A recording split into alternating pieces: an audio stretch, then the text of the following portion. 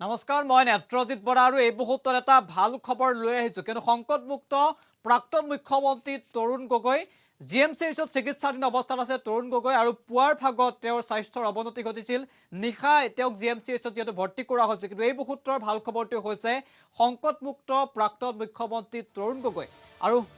প্ৰাক্তন মুখ্যমন্ত্ৰী গৰাকীক লৈ সোশ্যাল মিডিয়াত একাংশই অপপ্ৰচাৰ চলোৱা কিন্তু এই মুহূৰ্তত পৰিলক্ষিত হৈছে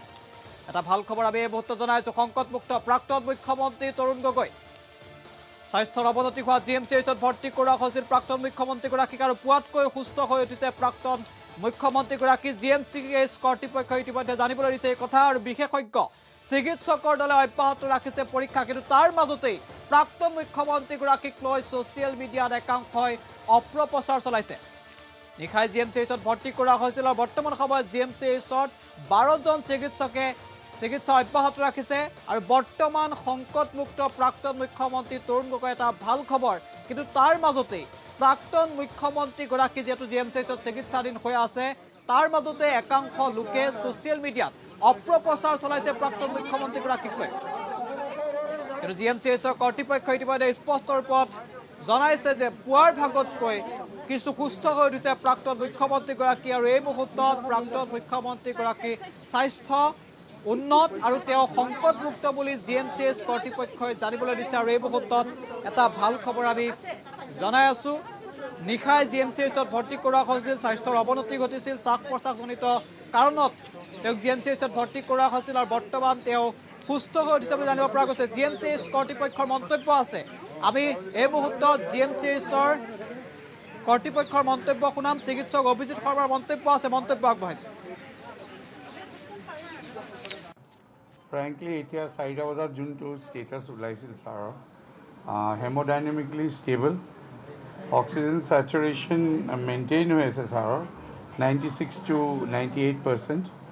on 40% NIV আগৰ ৰাতিপুৱা আমি 50% NIV আছিল ইনফেক্ট এতিয়া ভাল 40% লৈ নামিছে আৰু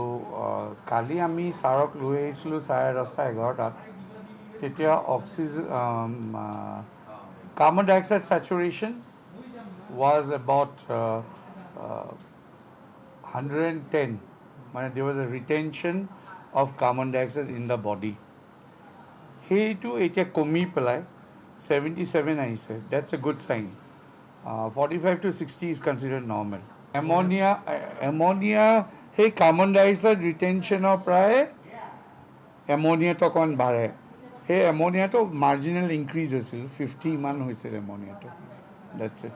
আৰু এতিয়া সদহতে ছাৰক এইমাত্ৰ আমি চাই আহিছিলোঁ তেতিয়া টিমে চাই পেলাই ভৰি মুভমেণ্টছো কৰিছে এক্সাৰচাইজ কৰিছে হাতৰ অকমান ফিজিক্যাল এক্সাৰচাইজ হাতৰ বল এটা লৈ পেলাই হাত ভৰি লৰাইছে so technically speaking he is stable আপুনি নিজে চাব গৈছিলে নেকি আমাৰ নিজে চাব গৈছে কথা পাতিছে নেকি তেওঁ কিবা আমি এতিয়া চাওক NIV যেটা দি থাকে নন ইনভেসিভ ভেন্টিলেশন তো এখন মাস্ক এখন দিয়া থাকে গোটে মুখখনত সেইকাৰণে কথা পাতিবলৈ আমি মানে বেছি এনকাৰেজ নকৰোঁ কথা পাতিবলৈ কিন্তু তেখেতে চকু মেলি চাইছে মই যি কৈছোঁ যি কমাণ্ড কৰিব দিছোঁ গোটেইখিনি কৰিছে বডি মুভমেন্ট ঠিক আছে চব আছে ঠিক আছে বাকি খোৱা মেলাটো একো এতিয়াতো আমি ICU আছে ন we have given IV fluids and all মানে যিখিনি দৰকাৰ আৰু আমি আবিলকে চাওঁ ৰাইলষ্টিমিলি ফিডিং কৰিব পাৰোঁ বাহিৰলৈ নিয়া বা বাহিৰৰ নাই এনেকুৱা কোনো কথা ইয়ালৈ অহা তেনেকুৱা কিবা কথা এনেকুৱা কোনো কথা ওলোৱা নাই এতিয়ালৈকে as our team is looking after and they are pretty efficient if required আমি বাহিৰৰ ডক্টৰ মাতিম টিমটো কোনে লিড কৰি আছে টিমটো মেডিচিনৰ HODS চাই আছে পালমনলজি মেডিচিনো চাই আছে এণ্ডক্ৰাইনো চাই আছে আৰু নেফ্ৰলজিয়ে চাই আছে তাৰপিছত কাৰ্ডিঅলজিয়ে চাই আছে তেখেতৰ বহুত কোমৰ্বিড কণ্ডিশ্যনছ আছিল সেইকাৰণে গোটেইকেইটা ডিপাৰ্টমেণ্টৰ ডক্টৰে চাই আছে জিএমচিএইচৰ ফালৰ পৰা পৰিয়ালৰ লোকক মাতি অনা মাতি পঠোৱা হৈছে নাই এনেকুৱা কোনো কথা নাই এনেকুৱা আমি পৰিয়ালৰ মানুহ আছেই ডক্টৰ গৌৰৱ গগৈ পুত্ৰ আহি আছে নেকি আহিব মষ্ট প্ৰবেবলি আজি এনেও অহা কথা আছিল নেকি আহিব নেকি জীয়ৰীও কিবা মই ইমান একো ডিটেইলছ ফেমিলি মেম্বাৰ্ছৰ কথা নাজানো মই বাইদেউৰ লগত কথা পাতিছোঁ বাইদেউক মই বুজাই দিছোঁ বিপুল গগৈও আছে বিপুল দাই কালিৰ পৰা গোটেই দিনে ৰাতিয়ে আছে সেইকাৰণে আমি গোটেই ফেমিলি মেম্বাৰ্ছক যিখিনি জনাব লাগে আমি জনাইছোঁ আৰু বিশেষকৈ ইমান একো মানে ভেৰি ক্ৰিটিকেল বুলি আমি ছাৰক আমি গ্ৰেড কৰিব নোৱাৰোঁ he is serious I C ইউত আছে but he is coming out of the crisis সংকটমুক্ত বুলি সেইটোৱে মই কৈ আছোঁ কি হি ইজ ছিৰিয়াছ বিশেষকৈ because he is in NIV and in ICU but he'll come out of it oxygen সেইটোৱে মই ক'লোঁ ন আমি কাৰ্বন ডাই অক্সাইড ৰিটেনশ্যনটো হৈছে সেইখিনি যদি ওলাই যায় তেতিয়া ভুল বকাবকিটো কমি যায় ইনফেক্ট আজি দুপৰীয়াৰ পৰাতো নায়েই একো নৰ্মেলিয়ে আছে সেইকাৰণে সেইখিনি যি হৈ যায় তেতিয়া I expect him to be back to normal এতিয়ালৈকে একো ডিচাইড হোৱা নাই এইটো একো কোৱা নাই কেলৈ এতিয়ালৈকেতো আমাৰ ডক্টৰবোৰেতো চাই আছে আৰু যোৱাবাৰো যেতিয়া আহিছিলে এইমছৰ doctor there was no change in protocol treatment protocol was more or less same একোকেই স্পেচিফিক চেঞ্জ বা স্পেচিফিক মেডিকেশ্যন বাহিৰৰ ডক্টৰে দিয়া নাই সেইকাৰণে এতিয়া যদি কয় বাহিৰৰ ডক্টৰ আনিবলৈ ডেফিনেটলি গভৰ্ণমেণ্টেতো উইল কমপ্লাই পৰিয়ালে এতিয়ালৈকে বাহিৰৰ ডক্টৰৰ কথা ভবা নাই আমিতো আমাক কোৱা নাই এইবোৰ একো কথা আমি এই মুহূৰ্তত GMCHৰ চিকিৎসক অভিজিত শৰ্মাৰ মন্তব্য শুনালোঁ ইতিমধ্যে চিকিৎসকে জানিবলৈ দিছে যে তেওঁ সংকটমুক্ত যদি প্ৰয়োজন হয় বাহিৰৰ পৰা চিকিৎসকৰ দল অনা হ'ব তেওঁ চিকিৎসাৰ বাবে কিন্তু এই মুহূৰ্তৰ ভাল খবৰটো হৈছে